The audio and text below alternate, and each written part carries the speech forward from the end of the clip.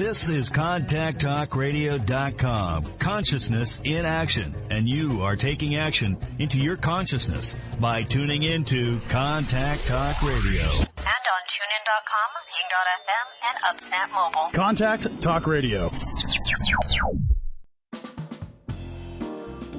Welcome to Medicine and Health with Dr. Paul Anderson. This is a show about opening the often mysterious world of how doctors think and how science works. This program exists to educate and empower you, the listener. Now, here's your host, Dr. Paul.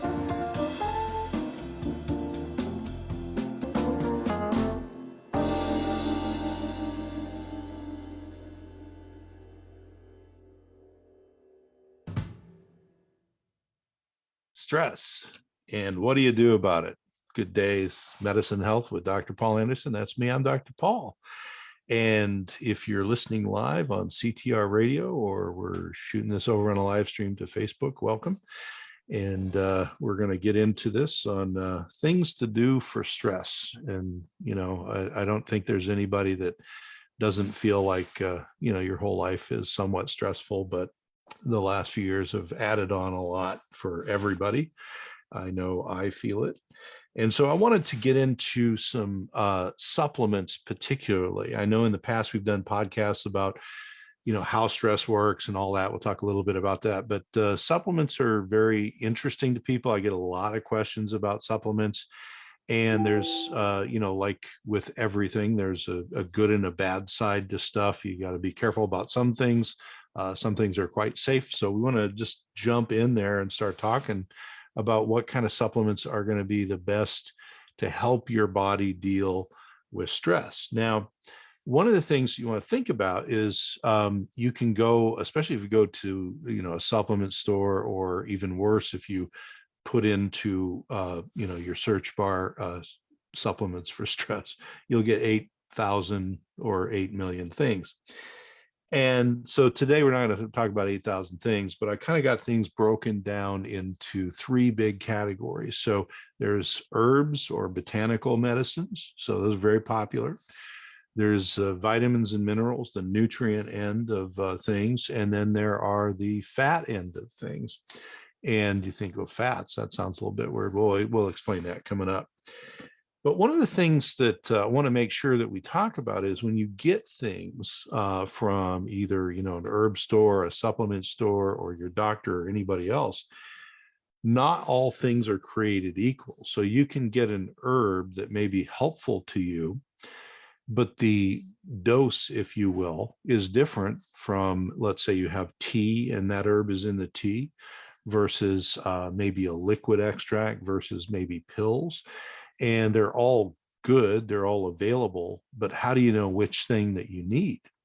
So the first thing I want to talk about, because this will apply to everything that we're going to go over today as far as supplements, is your tolerance is individual to you. There are literally people who all they need is the tea version of a plant medicine or a very low dose of a nutrient, and it makes a huge difference in their life. There's other people that their metabolism is such that they require large doses of the exact same thing. And you can see this in families. You know, there'd be one person who's, you know, blown out of the water if they have, you know, 3 cups of the tea. Another person doesn't notice anything there, but if they take a liquid extract or pills or whatever, they really feel it, but they have to take a higher dose. So now, as I always say, this is not medical advice. This is health information. You get your medical advice from your healthcare provider, healthcare team, and taking medical advice from people on video apps is usually a dumb idea anyway. So this is just for information, but it should maybe guide you to kind of pare down some of the information that you get, especially if you're looking online. So the first thing I want to talk about was something that many people, if not most people, have heard of with respect to maybe calming down and stress and all that. And that's the plant chamomile. And so from, you know, days gone by, even in, you know, the American frontier chamomile tea, it grows, you know, on the plains and really all over the place in the US anyway. Very, very popular.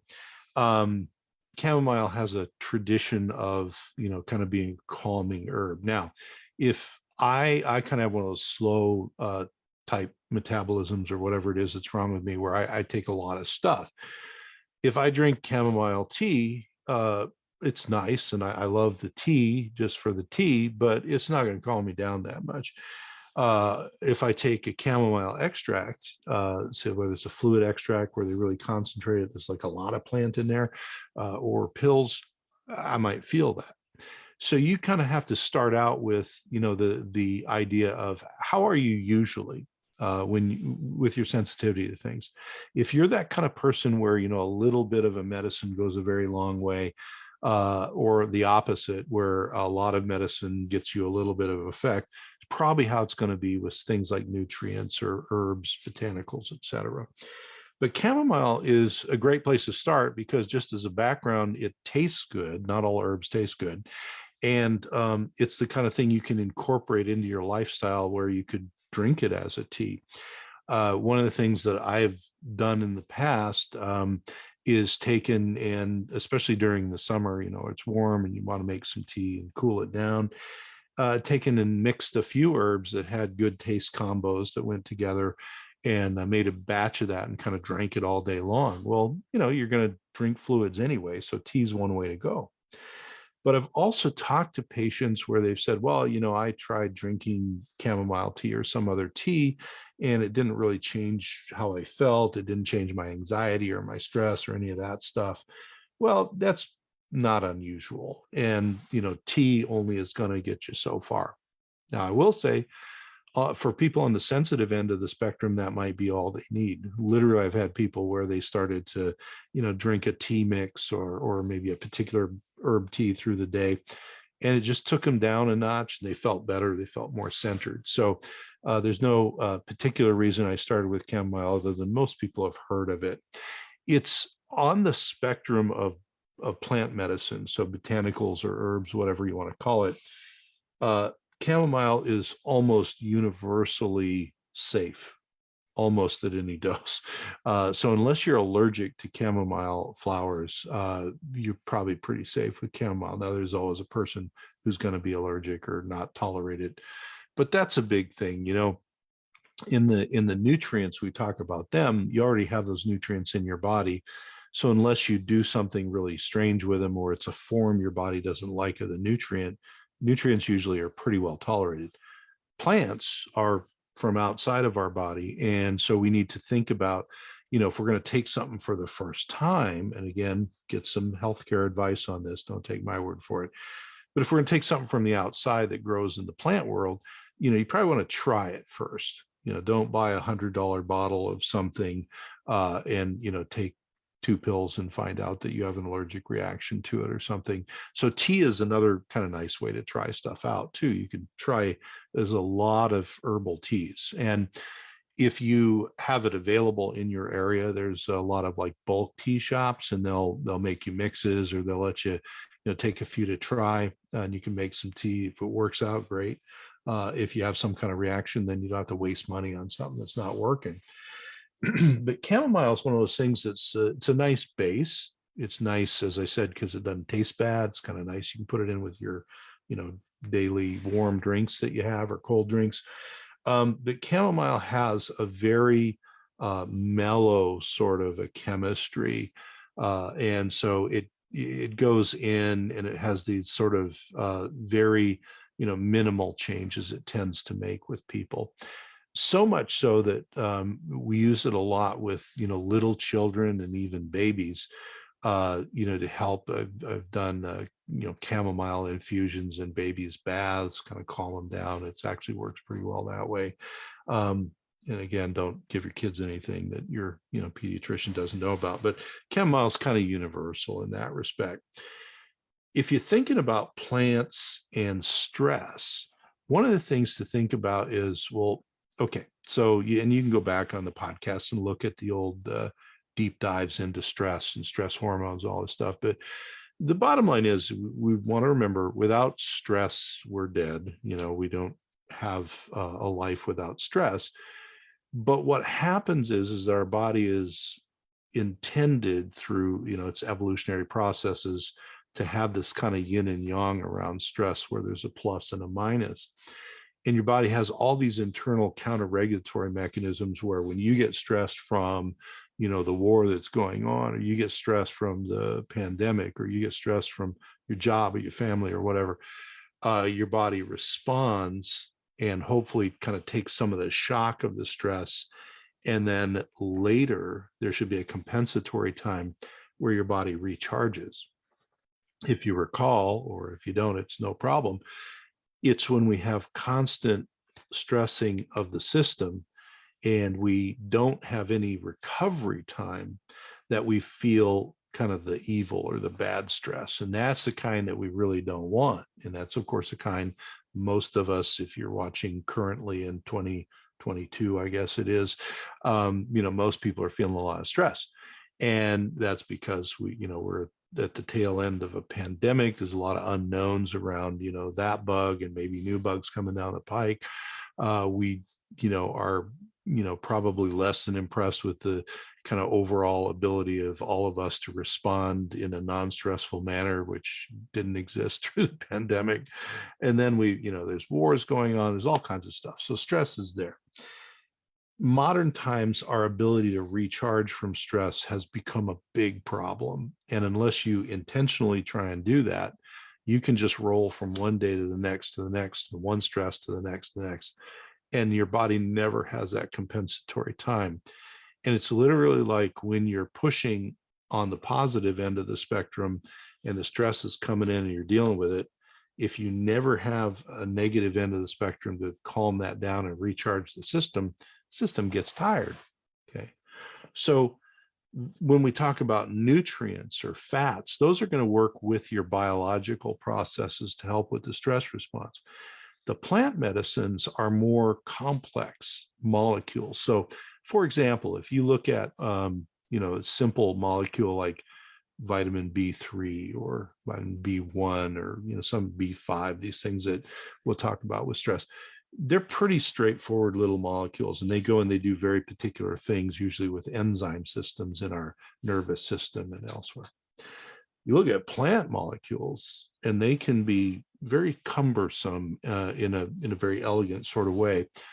And it's that cumbersome nature of the plant molecules that allows them to get in your body and interact on a couple of different levels.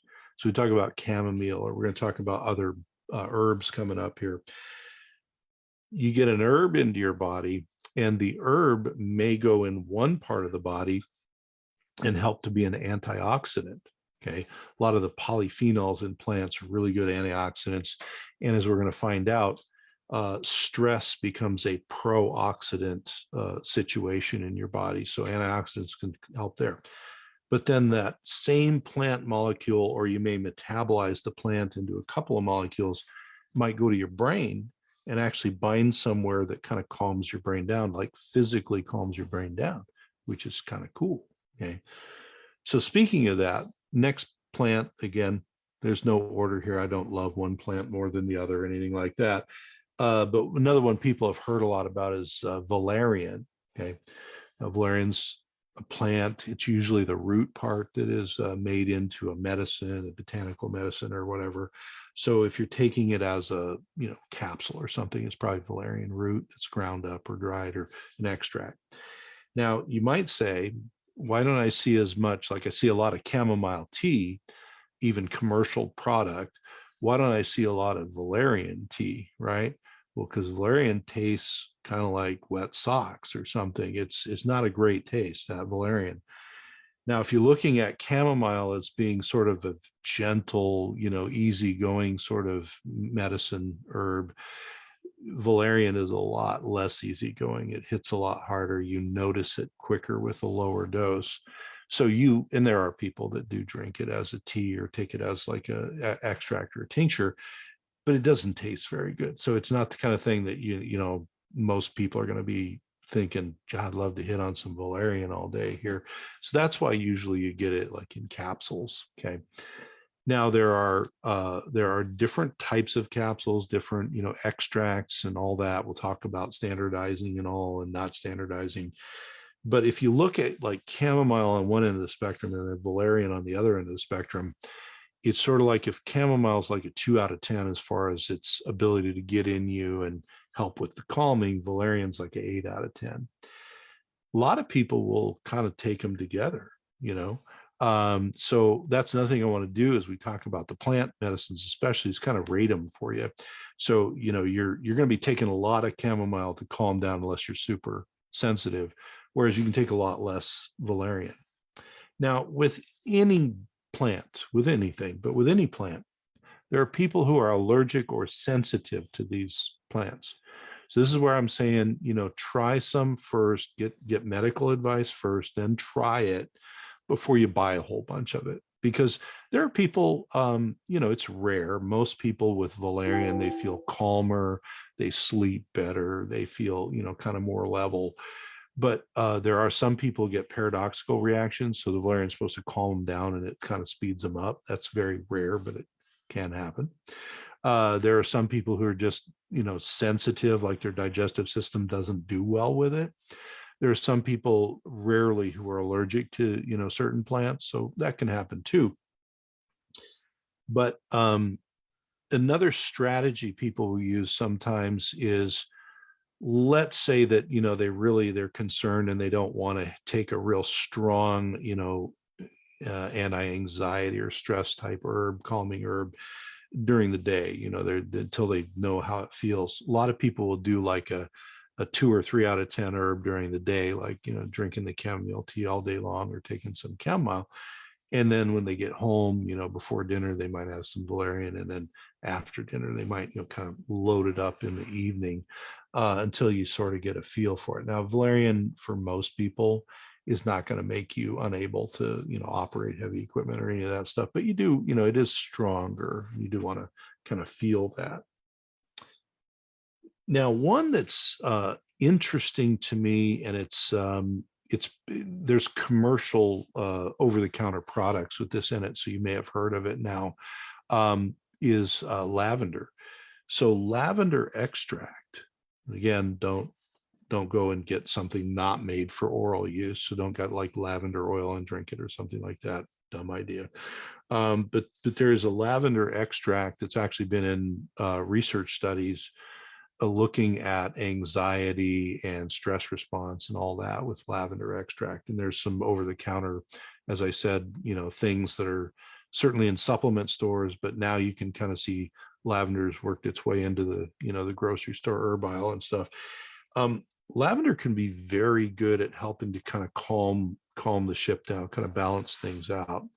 And one of the ways that you can kind of look at these plant medicines and herbs is whether it's, you know, valerian with a bigger punch or chamomile, very, very gentle, or lavender, kind of, I look at that as a kind of middle of the road guy.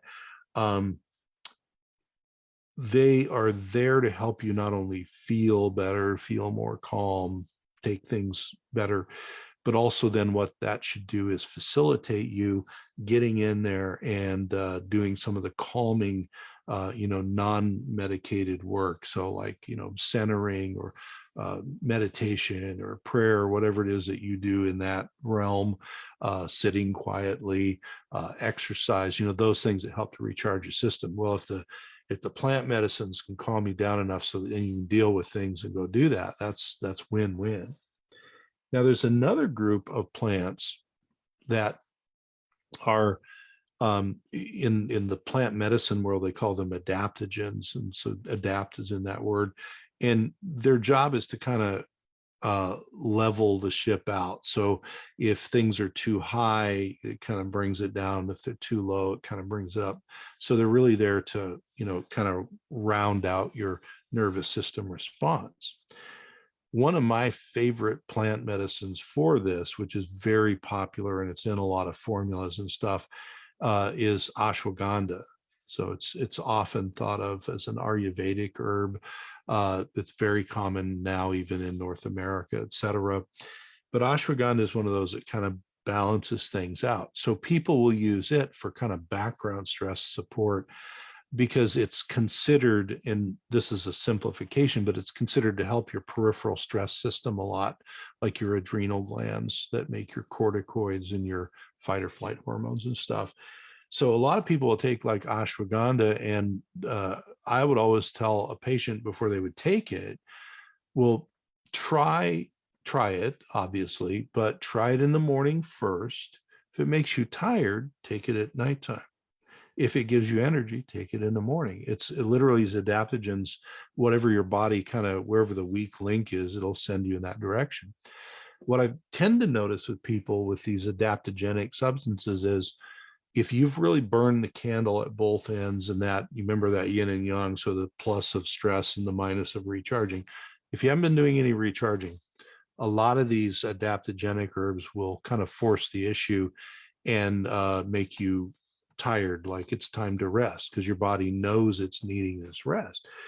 So that's totally cool. Just, play into what the plant is telling you to do, basically. So many people will feel more energized when they take it because their adrenals actually are working. And so they can take it with their breakfast, no problem. But if you take it and then you just want to take a nap, I wouldn't do that unless you have nothing better to do. And I would take it in the evening. And then what people find is if the adaptogen tends to push them towards, say, more rest, after a while, they'll sleep better.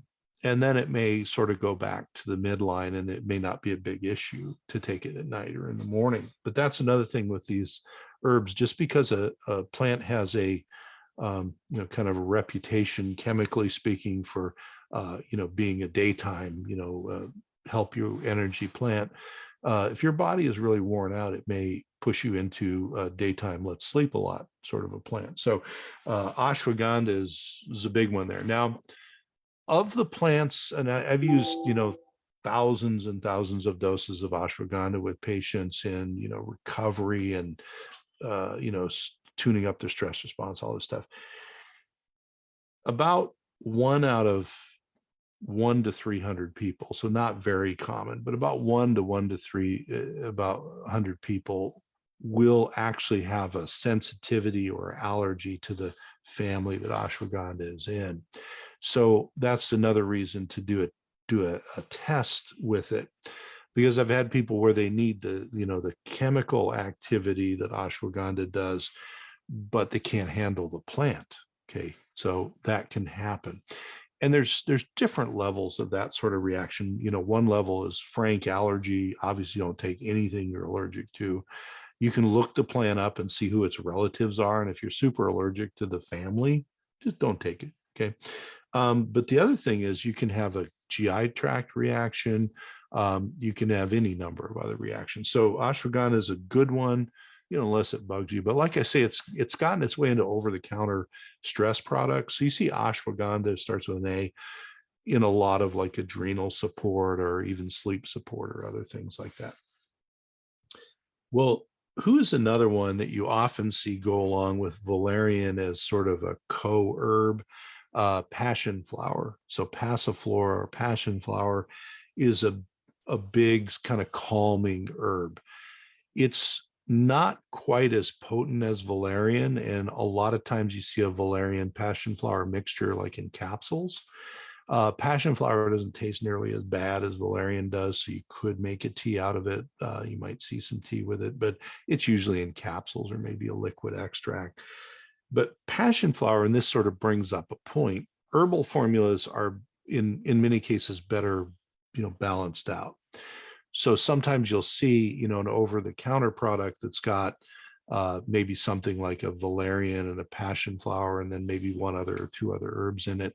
That's because usually an herbalist has looked at it and looked at trying to balance the chemical activities of the herbs out. I'm not really talking about a lot, or there's be a couple herbs that cross over into the world of Chinese medicine, because that's a whole other thing. But in Chinese medicine, if you go see a Chinese medicine practitioner, normally they're going to, take your case and get all this information, but they're going to look at your constitution, and the herbal formula you get will be customized for you. So like I say, it's going to be supportive in certain areas, and then maybe tonic in other areas and balanced in other areas. So that's why sometimes you see herbs put together the way that they are. So what other things might help me with my stress? Well, another one that's more of a, 8 out of 10, packs a bigger punch, you've probably heard of, is Kava. And it's sometimes called Kava, but Kava, common herb. People in, Polynesia, it's propagated, they'll chew it up and eat it and do all this stuff. Nowadays there's kava bars where you can go and drink kava. So there's all kinds of stuff with kava. Now kava is, like I said, hits a little harder.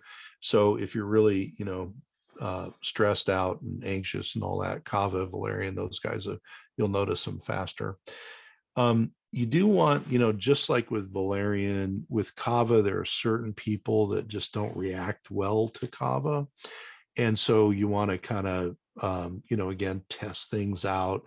If you've had a kind of a bad experience, there's a couple of directions that can go.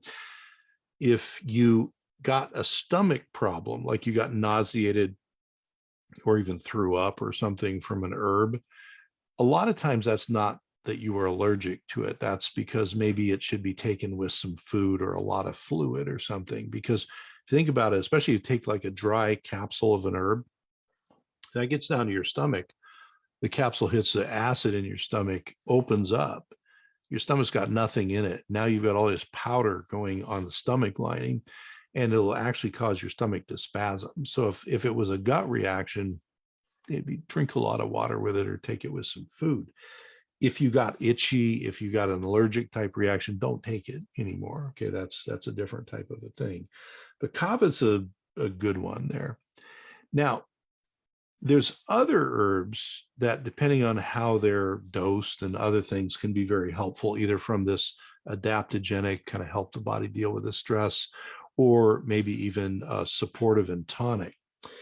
So there's a kind of ginseng called Siberian ginseng called Eleuthero or Eleutherococcus. That's very commonly put into formulas, again, to balance the formula out. But Eleuthero is a really good adaptogenic type herb. My experience is similar to ashwagandha in that for some people, it lifts them up and they feel more energy and less stress. That's great. And take it during the day. For some people, Eleuthero, because they're so burned out, it makes them, feel tired and they want to go to sleep. Great. Take it in the evening. But Eleuthero is another real common one that you see. Now, another herbal product that we've had whole programs about are cannabinoids. And with cannabinoids, because I don't know where you are, they're legal for medical and recreational uses in the state of Washington where I am. But in most all of the states, the cannabidiol, the CBD version, is legal as a supplement. And of course, that's like a ping pong ball that goes back and forth because the government really would like their hands, in that pie too. But CBD is very possible to get. Now, cannabidiol, so you think about, well, that comes from cannabinoids. Okay. If you take whole plant cannabis, the part that people think about often is the THC, the tetrahydrocannabinol, and that certainly is the part that produces more of the, classic marijuana type signs and symptoms and feelings. So medically speaking, for example, we'll use THC extract with somebody, in recommending it medically, and we'll have them use that in the evening and at bedtime to help, replace anxiety medicine, stuff like that. It's very strong. Cannabidiol is another metabolite that's in the plant that can be extracted, and it can be extracted from hemp too. And that's where most of the cannabidiol in the US comes from, is hemp. So there's the cannabis family is large, and hemp is one part of the family that's legal. So if you have a marijuana plant, that is, depending on where you are, either legal or illegal. But if you take hemp, there's almost no THC in there. There's a lot of CBD and other cannabinoids, the C's. So that's where they extract the CBD.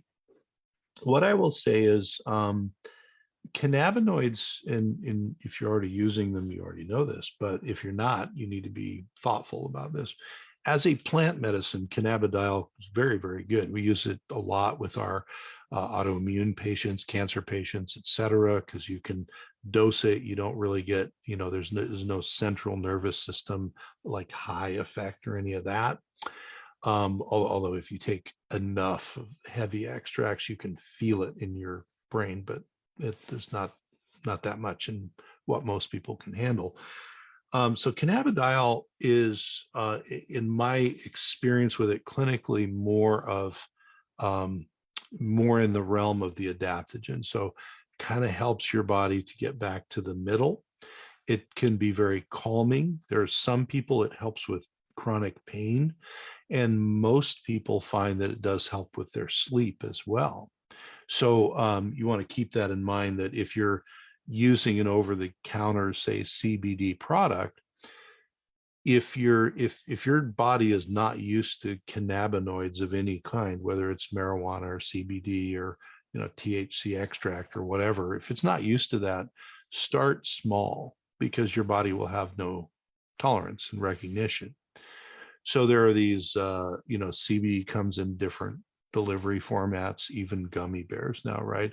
So start with a low dose if you're what we call, cannabis naive, and work up and see what it takes. Now with CBD, because there's generally not any sort of brain effect, like doesn't tend to make you, tired or high or any of that stuff.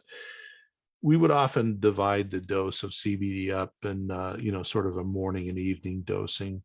With real chronically ill people or people with advanced cancer, sometimes we give it to them 3 or 4 times through the day. But it's hard if you're out and you're not terribly chronically ill. It's hard to remember multiple doses. So you can start with a little dose, morning and evening, and kind of see how it goes. Some people take more in the evening because they feel it helps them sleep better. And again, remember, a big part of not recovering from stress is partly we're hitting the stress 24/7 and we're not recharging. Another part of the recharge is getting appropriate sleep. And it turns out that there's a lot of drugs that we give people for sleep that have this dichotomy, and it's a problem. And that is that the drug will make you unconscious, so you believe you're sleeping really well, but it also doesn't put you into the right type of sleep patterns to give you restorative sleep. So drugs are a little tricky in that way, where yes, we can knock you out, but that not being unconscious doesn't always mean good sleep. So CBD for many people really helps with sleep rhythms. And as I said, it's more of like an adaptogen. And I think it's very useful in that respect if you want to use it. Some people are very uncomfortable using any cannabinoids, and that's fine. And then there's some people that have had, bad reactions like you can with any plant medicine. Then don't take it. Don't use it. There's zillions of plants out there.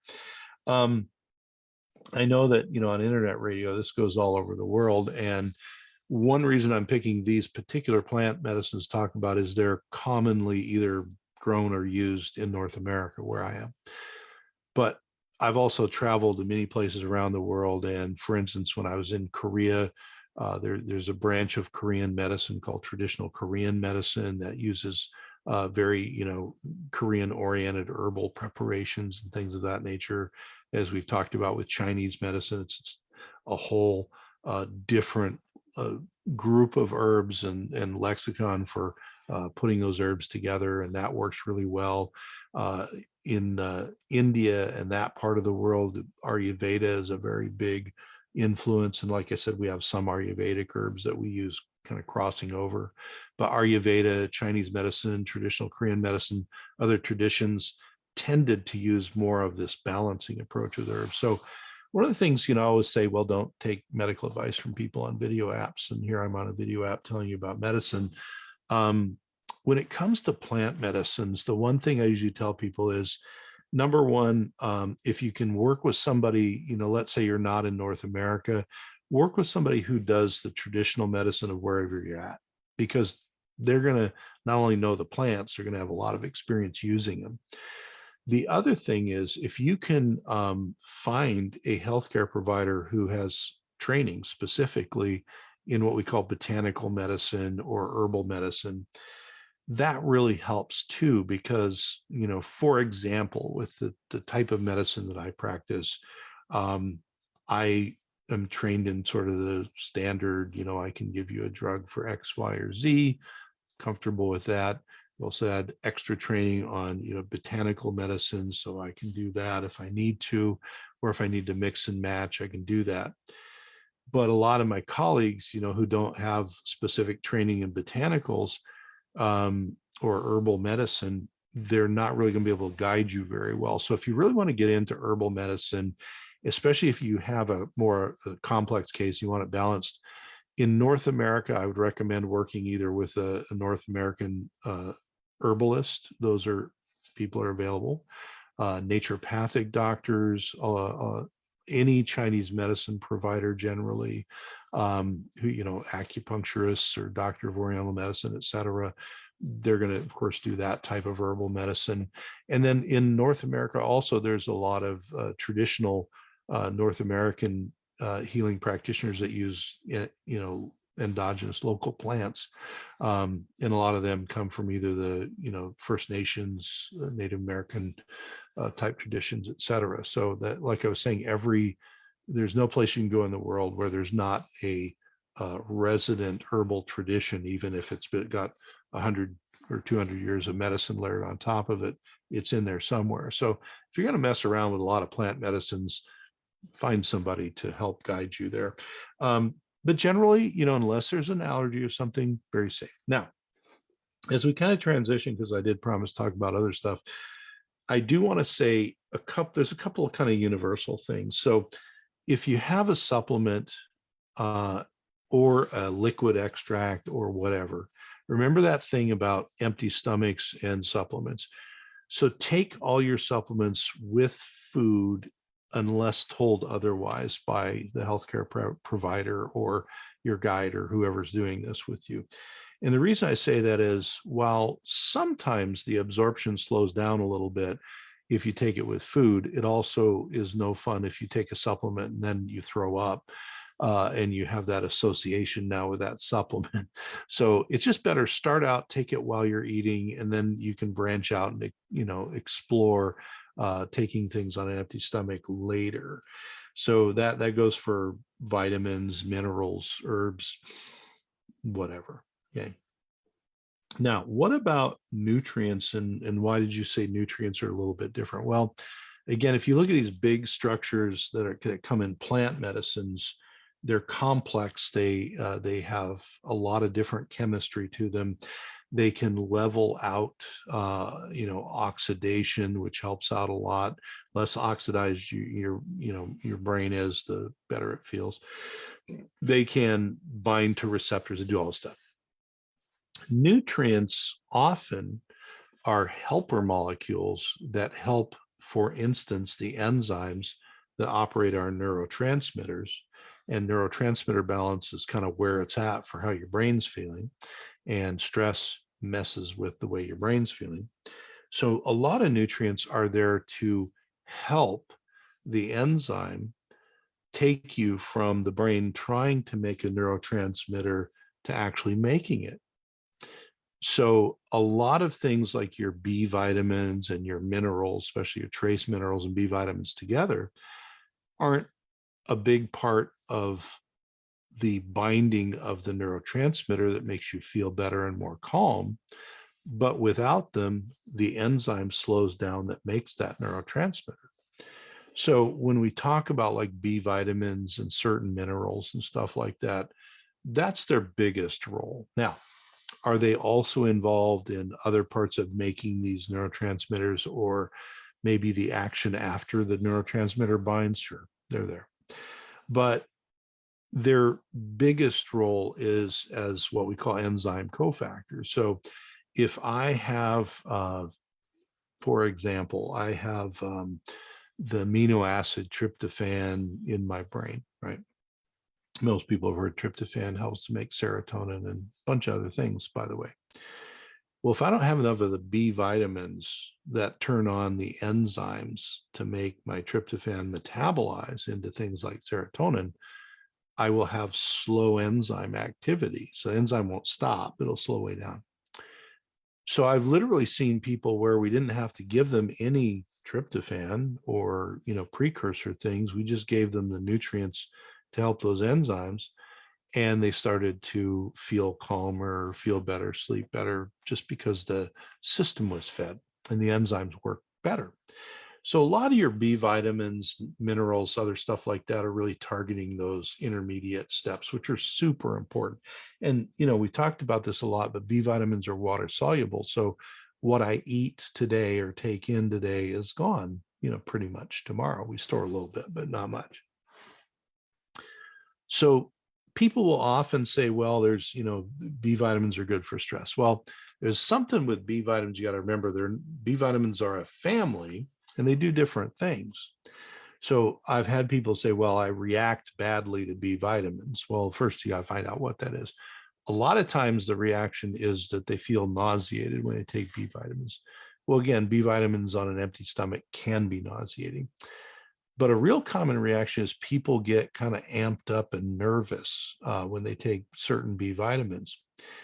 And if you're trying to help with stress, that's not the direction you want to go. So you want to keep in mind there's some B vitamins that feed into pathways in the brain that are very excitatory. So a lot of times, like vitamin B12 and folates, okay, they tend to be talked about together. They feed into a lot of the enzyme systems that help you convert and make the more excitatory chemistry in your brain, which is great if you're fatigued and all that stuff. But if you take them right before bed, you may have trouble sleeping. Or if people say, man, I took this active B complex and I was jittery all day. It's like I had a pot of coffee. Well, that's because probably the active Bs, there was a lot of like the B12 folate helping out these processes that make your more excitatory chemicals. But on the other hand, there are B vitamins that are used specifically to help kind of level the ship and calm things down. So two of them, and they're numbered together. A lot of B vitamins have a number. So vitamin B5 and B6, pantothenic acid and pyridoxine, 2 Ps. B5 and B6 together are often used as, they'll call it like adrenal support or whatever, kind of like the adaptogens of the B vitamins. And they can work that way. But B5 and B6 can be used as to help the stress response for a couple of big reasons and a lot of little reasons. One is that vitamin B5 is involved in this process called acetylation. And it can help your brain actually get rid of excitatory chemicals that are building up. So B5 is kind of good at calming things down.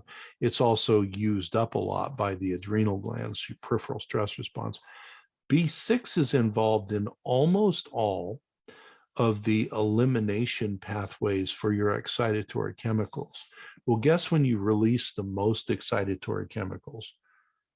That's when you're under stress all the time. So what'll happen is there's a supply and demand thing where if I'm hitting the stress all the time, we can get used to it. But inside our body is producing, fight or flight chemistry and all this other stuff.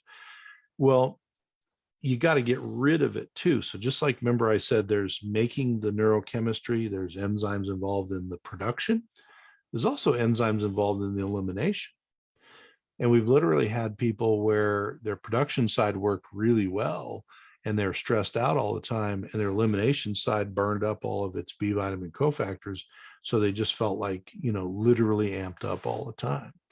So B5 and B6 are often used together. Now, you want to remember that the B vitamins usually go with minerals. B6 always runs around with magnesium, and people use magnesium to calm down. Well, B6 and magnesium go together just like peas and carrots, works really great. And again, get medical advice before you take any of this stuff. But this is why you'll often see like a adrenal support or a stress support supplement. And it may have other B vitamins, but there'll be maybe a lot of B5 and B6 in there. And that's largely why they're there. Another one that goes with that sort of in the middle of the road is vitamin C. Now, vitamin C doesn't do as much of the cofactor business, where it's helping enzymes, does it in different ways. But vitamin C is used in extreme quantities by your adrenal glands, the peripheral stress center in your body, and there's related gland material to your adrenal glands, and they love vitamin C. Vitamin C is also water soluble, so what I take in today, I either use or I urinate out. And so vitamin C is extremely under demand, under stress. Well, if you think about it, and we've talked about this, like with people getting sick with COVID and other stuff like that, if you're fighting off the bugs around you and all that, and you're feeling pretty good, and then finally, the final bug gets you or whatever, you've used up a lot of these water soluble nutrients, especially vitamin C goes way down. Well, vitamin C helps with a number of things. One is it helps with oxidation, keeping it down. Remember, I said that's less oxidation, happier brain. Another thing that it does is it actually helps in the production of some of your stress chemistry. So it's used up a lot there. And it also helps in other places to help kind of calm down some of the excitatory chemicals that can be released. Now, we don't think of vitamin C in that way, sort of as a stress vitamin, but actually it does a lot of things. And, if we could really go in a deep rabbit hole about vitamin C and all it does there, but just keep in mind, kind of like your B vitamins, vitamin C is water soluble. It goes very well with B5 and B6 in the stress response and all of that business. And you'll often see vitamin C along with these sort of support formulas.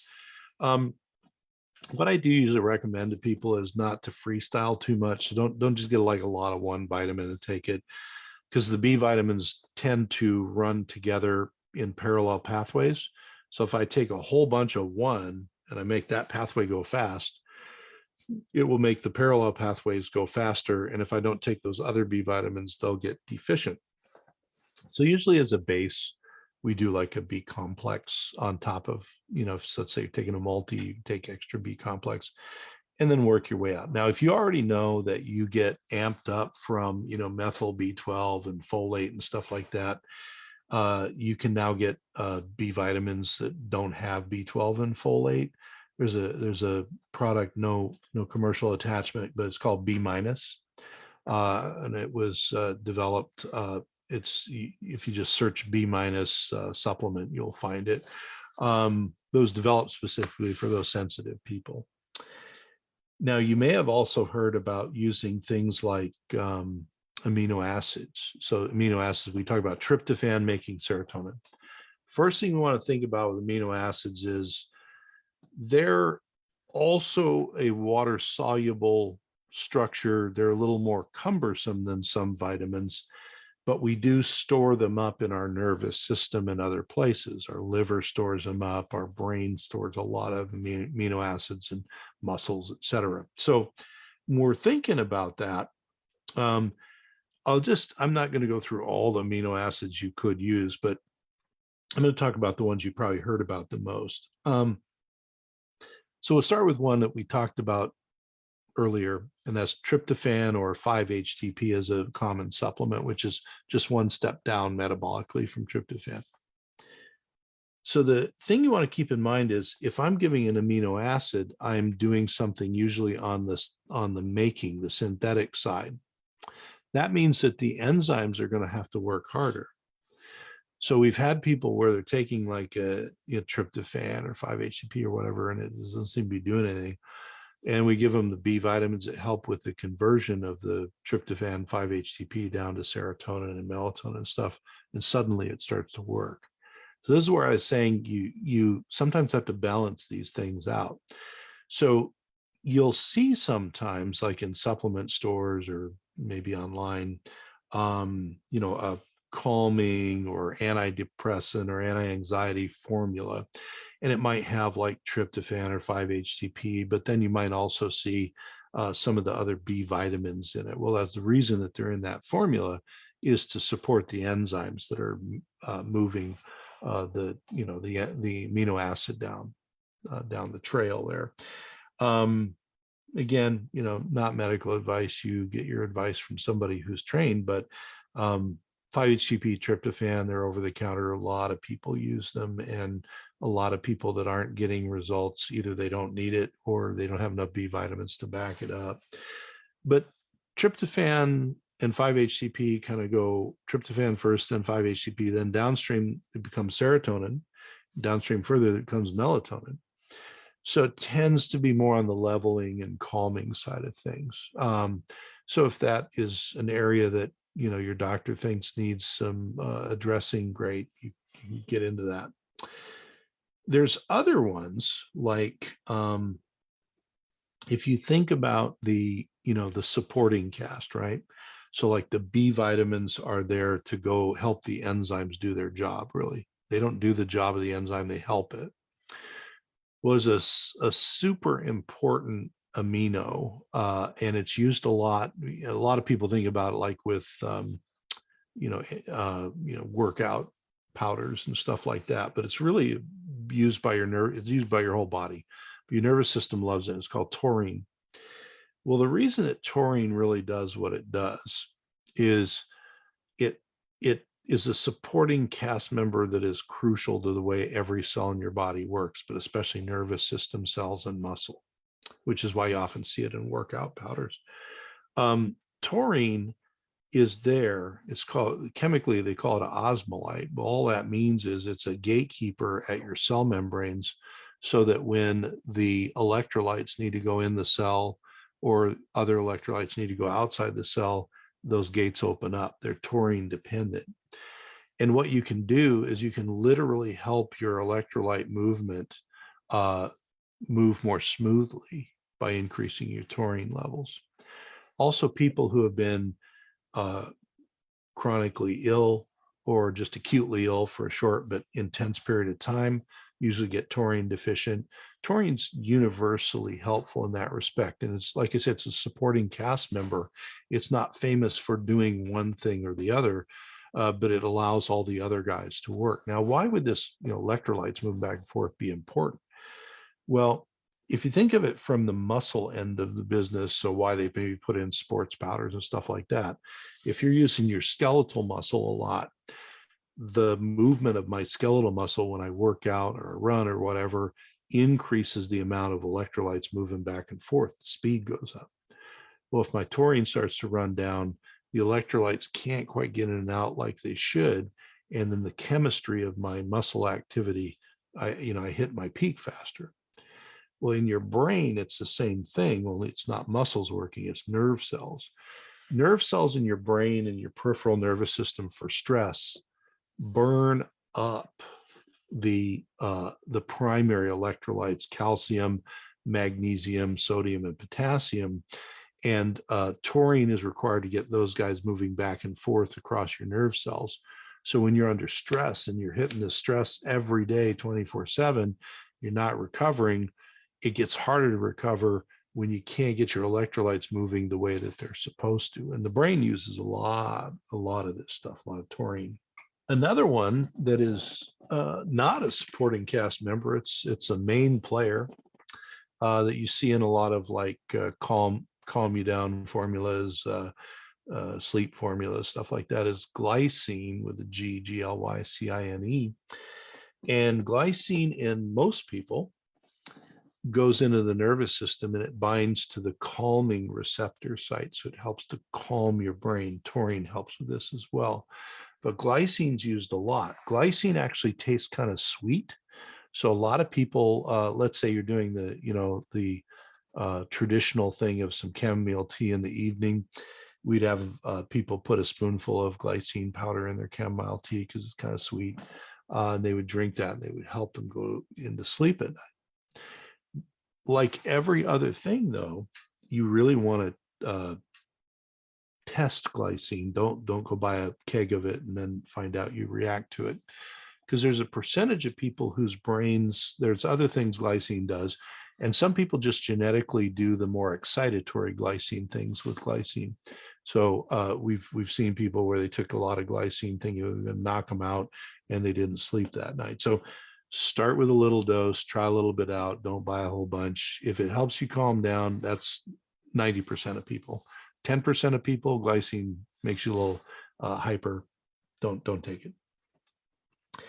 Well, in the last little moments we have left, I just want to mention a couple of fats, and we might do another program on fats because they're so interesting. But you'll see like phospholipids. That's what the lining of your cell's made out of. So like phosphatidylserine, phosphatidylcholine, see those a lot. Though those are fatty things that actually help repair those membranes that are passing all those electrolytes back and forth.